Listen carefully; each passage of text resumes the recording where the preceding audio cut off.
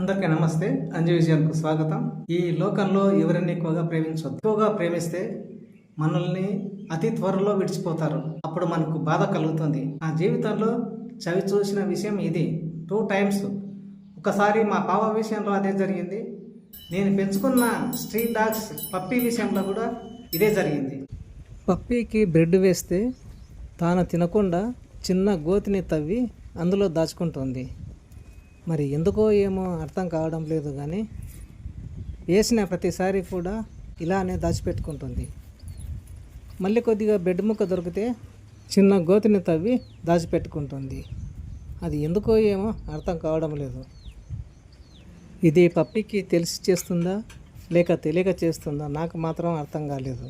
కానీ చూడడానికి ముచ్చట వేసిన తన తల్లితో తన తమ్ముళ్ళు అక్క చెల్లెళ్ళు ఆడుకుంటుంటే తాను కూడా బయటికి వచ్చి ఆడుకోవాలని తపనపడుతున్నది.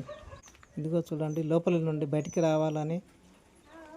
నాకు పలుమార్లు కూడా ఇదే థాట్ వస్తుంది. ఈ లోకంలో ఎవరిని ఎక్కువగా ప్రేమించవద్దు. అంతా ఇది మాయాలోకం, మాయాలోకం, మాయాలోకం. ఆశ చూపి మోసం చేసే మాయాలోకం. మనం భూమి మీద ఉన్నన్నాళ్ళు సాటివారిని ప్రేమిస్తూ జీవించాలి. అంతేగాని ఏ వస్తువుపై కానీ ఏ జీవిపై కానీ ఏ మనిషిపై కూడా ఎక్కువ ఆశలు పెట్టుకోకూడదు. ఎప్పుడైతే మనం అలా ఆశ పెట్టుకుంటామో మనల్ని ప్రేమించిన వారు ఆశ వదిలి వెళ్తుంటారు. ఇది తీరని దుఃఖము. ఎందుకు ఈ విషయం చెప్తున్నానంటే, నేను పెంచుకున్న చిన్న పప్పి 3 months పప్పి మా నుండి దూరమైంది. తన తోటి పప్పీలు బయట హుషారుగా ఉంటే ఇది మాత్రం దిగులుగా ఉంది. మామూలుగా ఏదో ఒక రోగం వచ్చి కానీ ఏదో యాక్సిడెంట్ అయ్యి కానీ వెళ్ళలేదు. వైరస్ అటాక్ అయింది. బాధాకరమైనటువంటిది. బయటికి వెళ్తే పెద్ద కుక్కలు కరిచినట్లు ఉన్నాయి అని రేబీస్ వైరస్ వచ్చిందని అనుకున్నాను. తన తోటి కుక్కలతో ఎప్పుడూ సహజీవనం చేస్తూ ఆప్యాయంగా ఉండే ఆ చిన్న పప్పి రాజు కరవడం మొదలు పెడుతుంది. ఏమిటని కూడా గ్రహించాను. ఎక్కువ కరవడం వల్ల దాన్ని సపరేట్గా కట్టేయడం జరిగింది. కర్ర పెడితే కర్రను కూడా కొరుకుతుంది.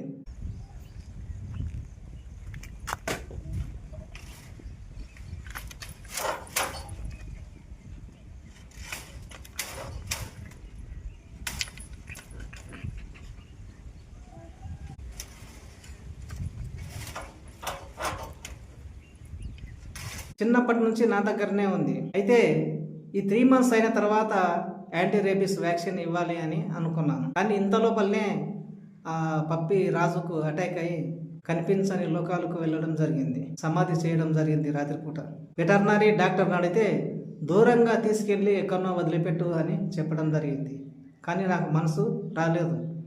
మన పిల్లలైనా ఎవరికైనా ఏదైనా రోగం వస్తే బాగాలేరని తీసుకెళ్ళి బయటికి వదిలేస్తాను. ఇది ప్రమాదకరమని తెలిసి కూడా వారం రోజుల పాటు సపరేట్గా ఉంచి అన్నము, బిస్కెట్స్, పాలు ఇవన్నీ పెట్టాను. ఫస్ట్ 4-5 రోజులు వాటర్ కూడా బాగానే తాగింది.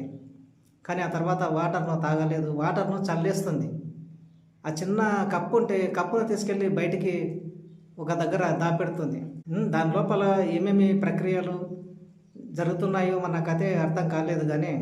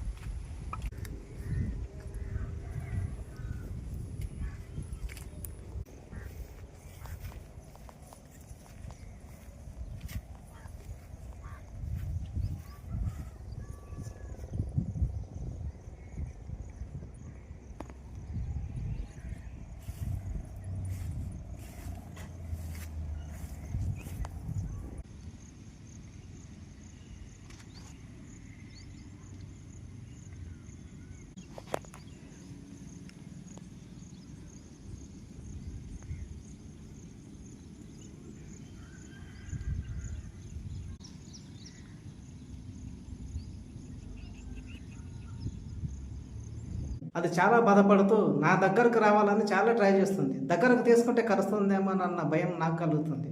మెల్లమెల్లగా ఆ తలపై భయంతో రువితే చాలా కళ్ళు మూసుకొని ఆనందాన్ని వ్యక్తం చేస్తున్నట్లు నాకు అనిపించింది. డాక్టర్ మాత్రం దాన్ని ముట్టుకోవద్దు, చేయొద్దు అని చెప్పడం జరిగింది. అందుకే దాన్ని సపరేట్గా వారం రోజుల పాటు ఉంచాను. చివరకు ఆ 10వ రోజు ప్రాణాలు విడిచిపెట్టి వెళ్ళడం జరిగింది. నేను బయటికి వెళ్తున్నాను అంటే చూసేది, బయట నుండి లోపలికి ఇంటికి వస్తున్నాను అంటే ఎదురొచ్చేది. అంత ఆప్యాయంగా ఉండేది, షేక్ హ్యాండ్ ఇచ్చేదండి, తోక ఊపుతూ ఉండేదండి. దాని హావభావాలను, దాని అలవాట్లను గుర్తు చేసుకుంటే చాలా బాధాకరం అనిపిస్తుంది. లోకంలో దేనిని, ఏ జీవిని కూడా ఎక్కువగా ప్రేమించొద్దు, మనకు నిరాశ మిగులుస్తుంది. దానిని సపరేట్గా ఉంచినప్పుడు కొన్ని క్లిప్స్ కూడా తీశాను, దాని పరిస్థితులు ఏంటో మీరే అర్థం చేసుకోగలరు.